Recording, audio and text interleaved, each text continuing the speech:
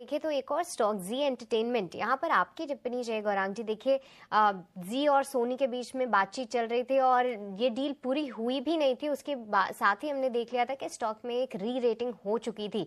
उसके बाद निराशा हाथ लगी। पर गौरांग जी, ऐसे में जब फिर से ऐसे कुछ न्यूज़ फ्लो आते हैं कि जी फिर से सोनी को अप्रोच कर रहा है कि डील फिर से आगे बढ़ सके, हालांकि कुछ मैनेजमेंट में या कुछ पदों में बदलाव जरूर हुए हैं, पर गौरांग जी ऐसे में जो रिटेल इन्वेस्टर्स हैं वो काफी एक्साइटेड हो जाते हैं।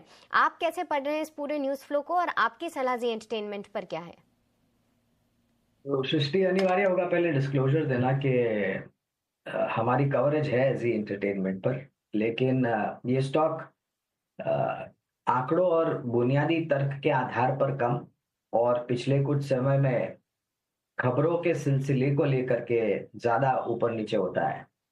और वास्तविकता तो हमें सबको पता है कि जब वो जी और सोनी की मर्जर की बात आई थी तब ये 350 के पार भी चला गया था।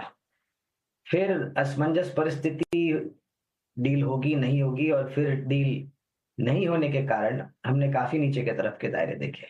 वो जो आप मैनेजमेंट और मैनेजमेंट की खबरों की बात कर रहे हैं, वहां पर मेरे ख्याल से इस्तीफे को लेकर के भी एक सीनियर मैनेजमेंट के व्यक्ति पुनीत जी को लेकर के कुछ खबरें आई।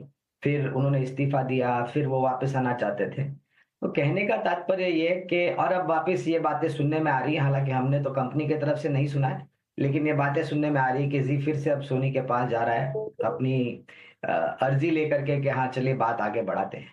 मेरा, अगर देखिए आपके पास निवेश है निचले स्तर पर और अगर आपके पास जोखिम झेलने की क्षमता है तो आप बने रह सकते हैं।